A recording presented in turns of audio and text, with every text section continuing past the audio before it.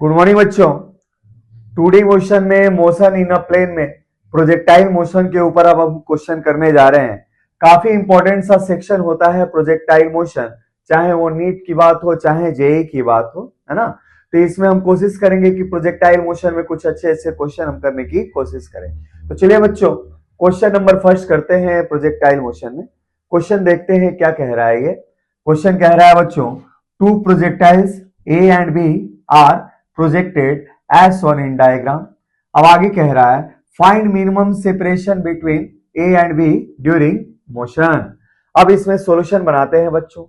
इसमें सॉल्यूशन ऐसे बनाएंगे, जब भी दो ऑब्जेक्ट मूव करे ना और उनके बीच में मोशन इन अ प्लेन में कहीं मिनिमम सेपरेशन निकालने की बात हो, तो ऐसे क्वेश्चन को करते समय रिलेटिव वेलोसिटी का कॉन्सेप्ट आप यूज करेंगे। तो यहां पे देखें, ए इस स्पीड से इतने एंगल पे जा रहा है, बी इस स्पीड से इतने एंगल पे जा रहा है।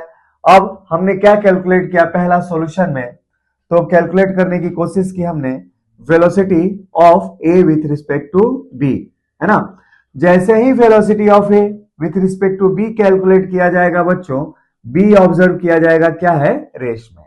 और ऐसा लगेगा मानो ए के ऊपर आप खड़े होके बी को आपने क्या रखा है, यहाँ पे रेस्ट में रखा है, एट रेस्ट, है ना। और उसके बाद ये क्वेश्चन आगे की तरफ बच्चों मूव करेगा, है ना। तो जैसे ही velocity of A with respect to B देखेंगे, बी रेस्ट में आ जाएगा और ए से आप देखेंगे कि ए मूव कर रहा है बी की तुलना में किस वेलोसिटी से, इस वेलोसिटी से। तो velocity of A with respect to B क्या है, ये है velocity of A minus velocity of B. अच्छा, अगर वेक्टर फॉर्म में ए की वेलोसिटी देखे तो लिखा जा सकता है बच्चों क्या, 10√3, है ना, 10√3 cos 60 डिग्री आई कैप, है ना। इसको मान लीजिए क्या है बच्चों, एक्स एक्सिस, और ये वाला मान लीजिए क्या है, वाई एक्सिस। तो इस तरीके से अगर हम इस वेलोसिटी को कंपोनेंट फॉर्म में लिखें तो ऐसे लिख सकते हैं 10√3 cos 60 degree I cap plus 10 sine 60 degree J cap. ये बच्चों ए की वेलोसिटी हो गई, माइनस अब बी की वेलोसिटी का वेक्टर फॉर्म देखते हैं, तो ये हो जाएगा 10 cos 30 डिग्री, और ये इसका x component minus x direction में होगा, तो ये हो जाएगा माइनस आई कैप। अच्छा, plus 10 sign 30 degree J cap. तो इस तरीके से हमें वेक्टर फॉर्म मिल जाएगा इनका रिलेटिव वेलोसिटी का। तो देखते हैं यहाँ पे क्या आता है, ये आता है बच्चों, और 10√3 cos 60 क्या होता है, 1/2, ये हो जाएगा 5√3 आई कैप। अच्छा, ये क्या होगा, तो साइन 60 होता है √3/2, ये हो जाएगा बच्चों 5√3। ये ए की जे कैप, ये ए का वेक्टर फॉर्म है इनिशियल वेलोसिटी का। अब देखते हैं बी के लिए, बी के लिए करते हैं तो ये माइनस माइनस प्लस हो जाएगा बच्चों, प्लस हो गया, और ये क्या मिला, माइनस माइनस प्लस, cos 30 होता है √3/2, ये हो जाएगा 5√3 आई कैप। अच्छा, ये क्या हो जाएगा, तो ये हो जाएगा माइनस साइन 31/2 अर्थात कि 5 जे कैप। अच्छा, इसको आगे जो सॉल्व किया आई वाला एक साथ, तो 5√3 ऐड होके हो जाएगा बच्चों 10√3 आई कैप। अच्छा, जे वाला करते हैं, 5√3 में से हम क्या घटा सकते हैं, तो 5 और √3 में से घटा सकते हैं 5 को, ये हो जाएगा बच्चों क्या, प्लस 5√3 माइनस 5 जे कैप। एक बार देख लें यहाँ पे कैलकुलेशन, 5√3 जे कैप में से 5 जे कैप जाएगा, क्यों भाई, तो 10 साइन 60 होता है √3/2, तो 5√3 बचेगा, 5√3 जे कैप यहाँ बचा, और यहाँ क्या बचा 1/2, ठीक है ना। तो ये हो जाएगा आपके पास क्या, relative velocity of A with respect to B. अच्छा, अब हम यहां देखते हैं बच्चों, यहां देखिए ये क्या होगा, एक वेलोसिटी इधर है और एक वेलोसिटी क्या है आपके पास, इधर है। अब अगर हम देखें यहाँ पे कंपोनेंट के फॉर्म में 5√3 की वैल्यू 5 से बड़ी है, तो यहाँ x कंपोनेंट भी पॉजिटिव है और y कंपोनेंट भी क्या है, पॉजिटिव है। तो कहीं ना कहीं a की वेलोसिटी b की तुलना में जब निकालते हैं यूए माइनस यूबी की तुलना में ये वेक्टर किस लाइन में जाएगा, इधर जाएगा। यह है बच्चों क्या, यू ए है ना माइनस यू बी की लाइन। इसका अर्थ यह है कि बी को रेस में रखते हुए ए रिलेटिवली ऐसे इस लाइन पे मूव कर रहा है। भाई कह रहे हैं velocity of A with respect to B, B तो रेस में आ गया और ए ऐसा महसूस होता है कि रेस में रहते हुए बी के ए इस लाइन पे ऐसे मूव कर रहा है।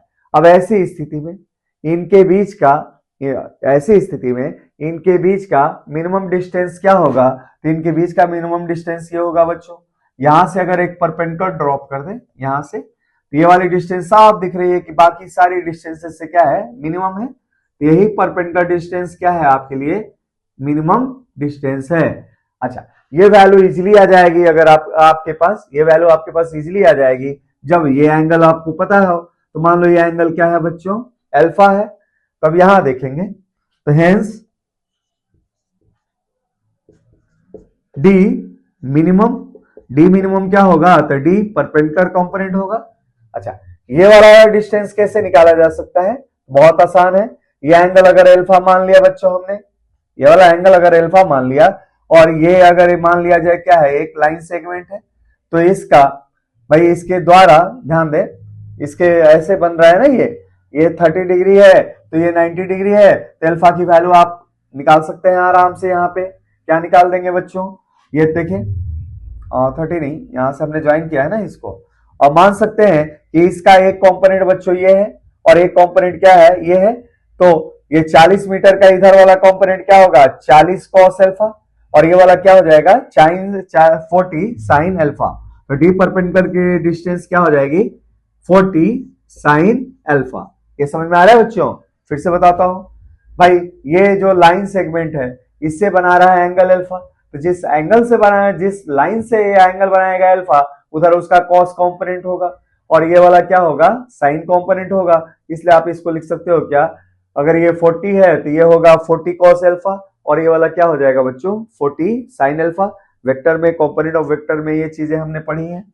अच्छा, अगर हम यहाँ पे अल्फा निकालने तो हमारा काम हो जाएगा। अब अल्फा मिलेगा कैसे, तो एक्चुअली में इस वेक्टर के द्वारा एक्स एक्सिस से बनाया गया ये एंगल है ना। अब इस वेक्टर में दो कंपोनेंट है बच्चों, एक y कंपोनेंट है और एक क्या है, x कंपोनेंट है। ये क्या है, y कंपोनेंट है और ये क्या है, x कंपोनेंट है। तो हमारे पास जो रिलेटिव वेलोसिटी है उसमें ये क्या है आपके लिए x कंपोनेंट है और ये क्या है बच्चों, y कंपोनेंट है।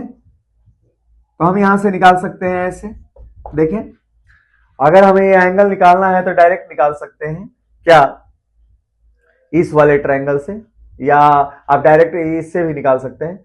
इस वाले ट्रायंगल से क्या होगा, tan alpha equal to y component upon x component. ये y कंपोनेंट की वैल्यू 5√3 - 5 है और x कंपोनेंट की वैल्यू 10√3 है। तो यहाँ पे हमारे पास क्या है, तो एज tan अल्फा है ना, tan अल्फा की वैल्यू क्या है बच्चों, तो tan अल्फा की वैल्यू है 5√3 - 5 अपॉन क्या है बच्चों 10√3। ये हमारे पास tan अल्फा आ गया। अब tan अल्फा आ गया तो हमारे पास क्या निकल के आ जाएगा बच्चों, sin अल्फा भी आ जाएगा है ना। तो sin अल्फा की वैल्यू क्या होगी, तो sin थीटा होता है क्या, परपेंडिकुलर अपॉन हाइपोटेनस। तो परपेंडिकुलर की वैल्यू है आपके पास क्या, 5√3 - 5 है बच्चों, ये परपेंडिकुलर की वैल्यू है। और इसमें हाइपोटेनस हो जाएगा क्या, अंडर रूट, ये है परपेंडिकुलर अपॉन बेस है, इसका ए स्क्वायर प्लस इसका ए स्क्वायर।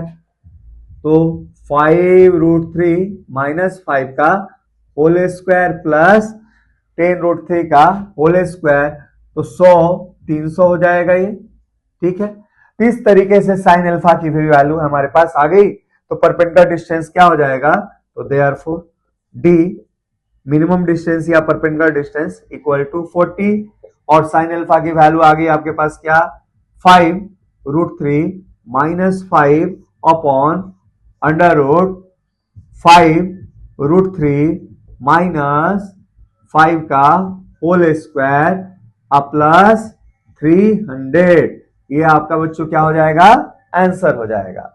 ठीक है बच्चों, तो इनके मोशन के दौरान ये इनके बीच का क्या होगा, मिनिमम डिस्टेंस होगा। तो चलिए बच्चों प्रोजेक्टाइल में और क्वेश्चन करते हैं। देखिए इस क्वेश्चन में कुछ डेटा आपको दिया गया है कि इस प्रकार का कैलकुलेशन आ रहा है, लेकिन क्वेश्चन जब कंपटीशन में दिए दिए जाते हैं तो ऐसे डेटाज होते हैं जिनसे आप इजीली काम कर सकते हैं। तो चलिए बच्चों अगला क्वेश्चन करते हैं, है ना।